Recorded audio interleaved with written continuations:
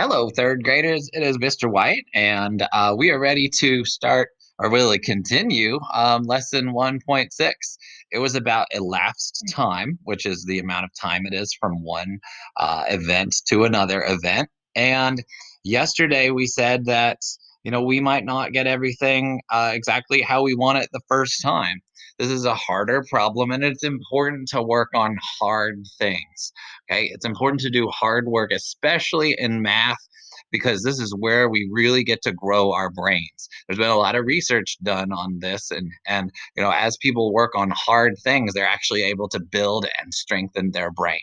And that's the goal today. And we'll work with a problem like this once in each of our math units. This is our problem that takes 2 days for lesson for unit number 1. So yesterday you did some work on this problem, and I need you to make sure that you have that work in front of you. Okay, now that you have it out in front of you, what we're going to do is to look at some student examples, and then you can look at those examples. We'll talk about what's good about them and what could be better, and then you're going to get a chance to add to or improve your own work. So I'm going to show some student examples.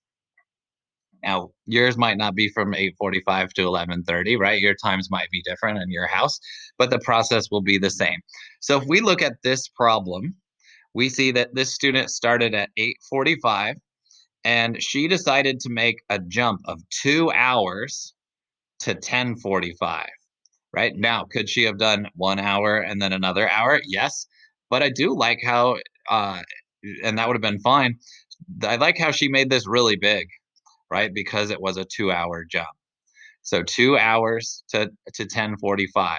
Then she decided to go from 10:45 to 11 o'clock and put 15 here. Now, really want something that would have made this better is putting minutes here, or MIN, to stand for minutes, like she did over here with hours.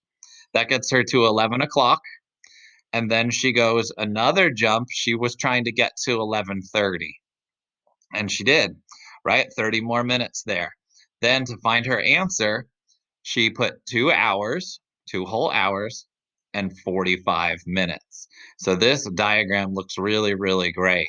But look down here. What's missing? Yeah, she needs to work on explaining this problem, right? First, I did this. Then I did this. Next, I did this. Lastly or finally, I got this answer, right? So this explanation is missing. So a lot of really, really good work right here. And so the student would want to complete that explanation. All right, let's look at another one. Let's see. I'm going to go down to this one. All right. So what I like here is two different strategies, which is really interesting. Interesting idea. You didn't have to do that, but showing it two different ways can often help us to understand when you're thinking a little bit more. So the number line method and then the clock method that we talked about. Okay, a little more cumbersome. Takes a little bit longer to draw all these clocks like that. That's why it's not my favorite, but for some of you, it's really going to make a lot of sense. So let's check the work. Trying to get from 8:05 to 11:15, right? 1 hour, 2 hours, 3 hours. And so they wrote 3 hours here. Then from 11:05 to 11:15, that gives us 10 more minutes.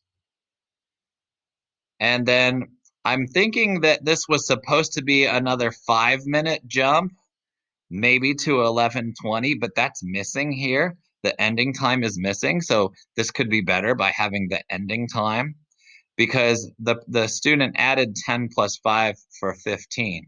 So I don't think that lunchtime is 11:15. I think it's 11:20, but this student would want to add that. We would also, just like the one before, want to see some sentences that explain from this student what it is that they were doing, right? What did they do first? What did they do second?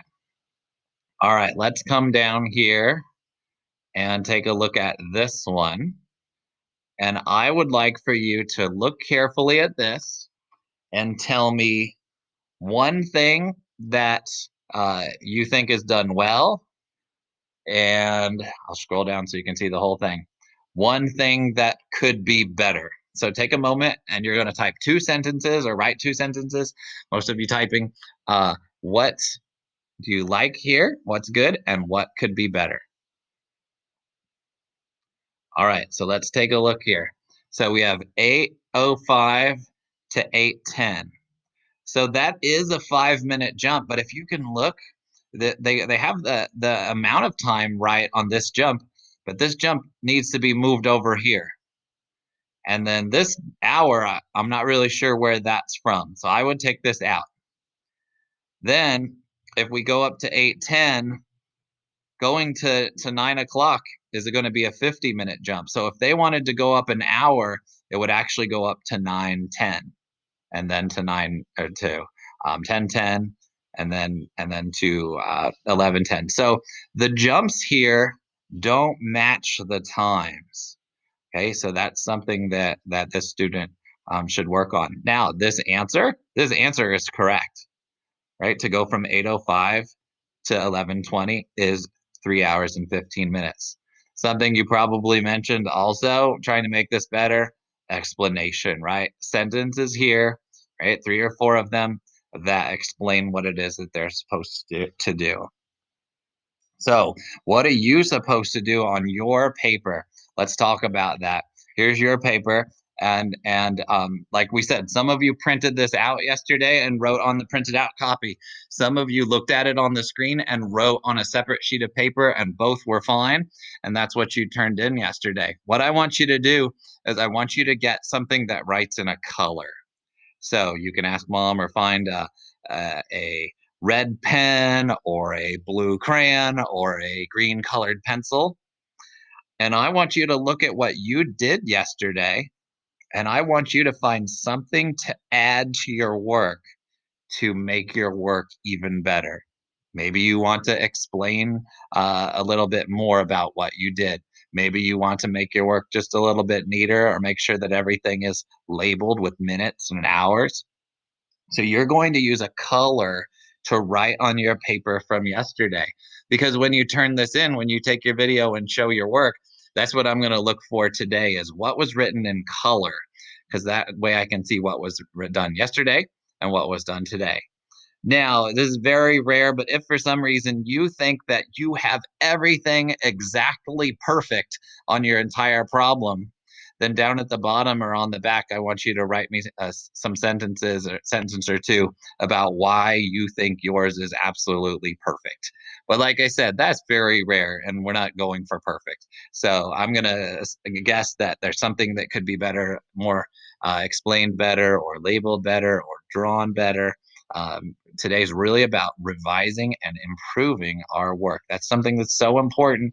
It's what mathematicians in the real world do. They don't just do a problem and then it's perfect and then they're done. They work on something, they work on something a little more, they work on something, work on it a bit more after that. And so that's one of the main skills that we're learning here today. Not just about elapsed time, but how to make our work better. All right.